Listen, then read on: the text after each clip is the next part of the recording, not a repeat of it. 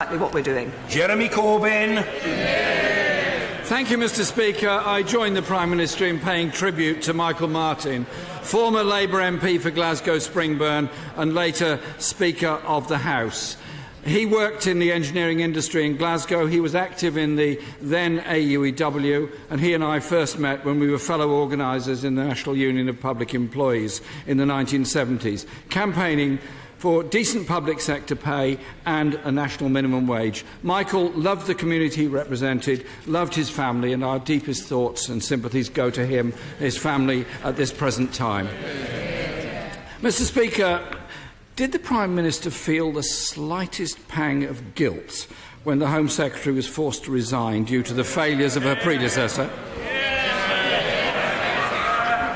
Can I say to the right honourable gentleman that I think it might be helpful if I first update the House on the actions the government has taken and is continuing to take in relation to the Windrush. In relation to the Windrush generation, because my right honourable friend, the Home Secretary, will be addressing the House on this later today. We all share the ambition to make sure we do right by members of the Windrush generation, and that's why he will be announcing a package of measures to bring transparency on the issue, to make sure that the House is informed, to reassure members of this House, but more importantly, to reassure those people who have been directly affected. Speed is of the essence, and my right honourable friend will be commissioning a full review of lessons learned, independent oversight and external challenge, with the intention of reporting back to this House before we rise for the summer. And the review will have full access to all relevant information in the Home Office, including policy papers and casework decisions. Jeremy Corbyn. Mr. Speaker, this was a crisis made in the Home Office by successive Home Secretaries. And only a week ago today, the member for Hastings and Rye, then Home Secretary, was denying there were any targets in front of the Home Affairs Select Committee. On Monday, the Prime Minister told the media, when I was Home Secretary, yes, there were targets. One wonders why the Prime Minister didn't tell her Home Secretary about that. And the pain that's been caused to the Windrush generation needs to be resolved very rapidly and full compensation paid as quickly as it can be possibly done, and an understanding of the hurt that they feel. But this isn't the only failure of this government or the only failure of its policies. The government used to talk about a long-term economic plan.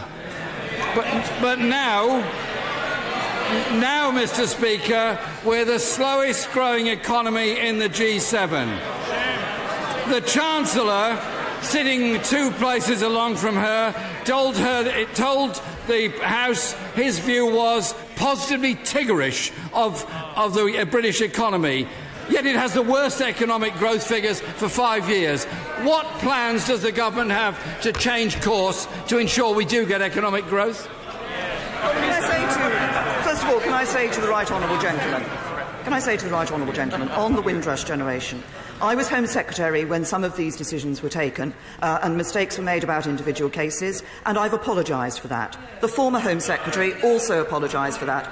The right honourable gentleman is right in saying these are decisions that have been taken under successive Home Secretaries, including under the last Labour government. And if he wants to talk about the economy, let's just see what we've seen in our economy in recent weeks. Day-to-day spending in surplus for the first time in 16 years. The lowest net borrowing in over a decade. Exports of goods and services at a record high. Employment at a record high, and real wages up. That's a Conservative government delivering an economy fit for the future. Mr. Speaker, 4 facts about the economy.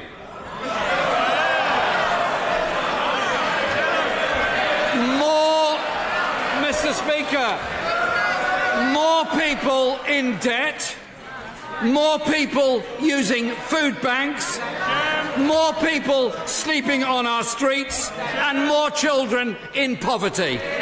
And the consequences of decisions made by the Chancellor of the Exchequer are that the NHS is suffering the longest funding squeeze in history. It sent our health service into an all-year-round crisis.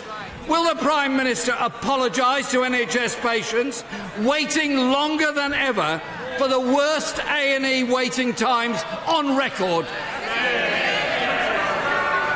Well, I gave the right honourable gentleman some facts about the economy. I can give him some others. More people in work and actually fewer children in absolute poverty under this government. And when it comes to the National Health Service, since November, my right honourable friend, the Chancellor of the Exchequer, has announced £10 billion extra for the National Health Service. But I have also said that we want to ensure that the National Health Service is able to operate on a long-term plan. That's why we are conducting a review to produce that long-term plan with sustainable multi-year funding. That's the sensible approach to take, not just to say this is all about money, but to say how can we ensure that the NHS is the NHS that will deliver for people in the future. That's about funding. It's also about reforming the NHS to make sure patients get the right treatment. Mr. Speaker, not only was March the worst month on record in A&E departments, it was also the worst month for cancelled operations. There are 100,000 vacancies for NHS staff, and the Prime Minister personally intervened to overrule the Health Secretary and the Home Secretary when they asked for a relaxation of visa rules in order to recruit staff to work in our NHS. But it's not just the NHS where the government is damaging our public services. In January, the Education Secretary promised that no school would see a cut in its funding. Last week, he was invited to repeat that pledge and refused. I wonder why. Will the Prime Minister now tell parents, teachers and students the truth, that the school's budget is in fact being cut in real terms all over the country? No, the right honourable gentleman is wrong. What we are doing is ensuring that there is more money available to schools. We are ensuring that we are protecting that core budget because we want to ensure that every child, regardless of the background, gets the education that they need and the education that fulfils their potential. And that's why, once again, it's not just a question of the money you put in, it's about how you spend the money you are spending. And that's why I'm pleased to say that 1.9 million more children are in good or outstanding schools under this government, and education standards are going up under this government. That's more opportunities for our young people. Jeremy Corbyn! Mr. Speaker, it is quite astonishing that the Education Secretary has been corrected by the UK Statistics Authority. The IFS says that schools' budgets are being cut, and the Prime Minister still appears to be in denial. It's not just in NHS and education where this government is damaging our public services. Mr. Speaker, it is also about police budgets. The previous Home Secretary claimed there was no link between police numbers and serious violent crime, yet Home Office civil servants said there is a link. Who does the Prime Minister think is right? Well, can I say, first of all, on the issue of crime and police budgets, of course, we are making available this year £450 million more for police forces across the country. We have been protecting police budgets, which is in direct contrast to what was suggested to me I should do by the former Shadow Home Secretary, the former Labour member, now the Mayor for Manchester, when he suggested 5 to 10% cuts could be given in police budgets.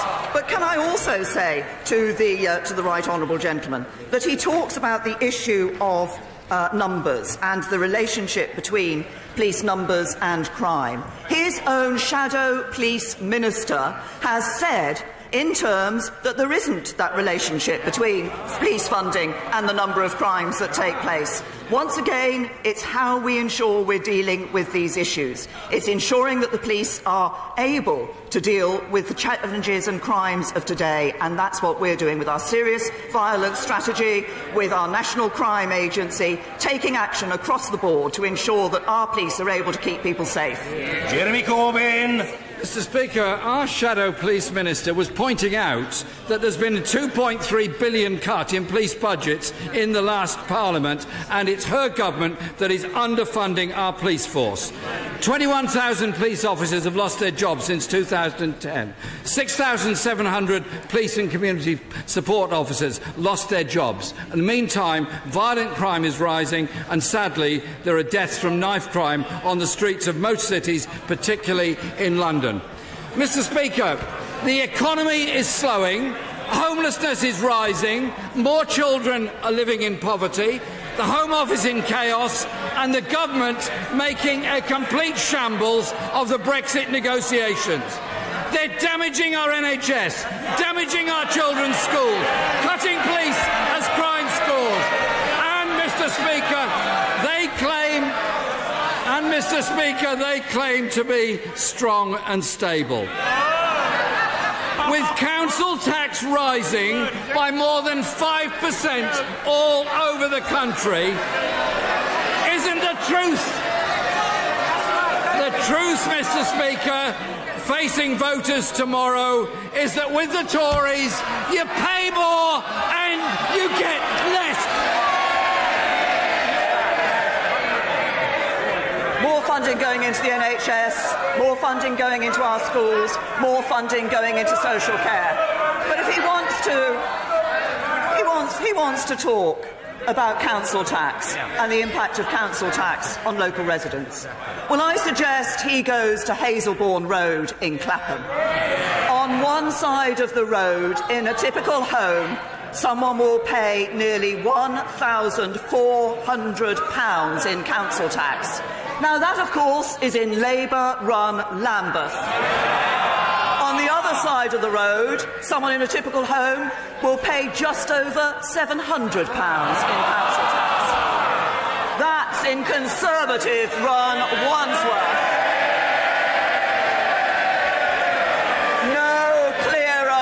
No clearer example can there be that Conservative councils cost you less.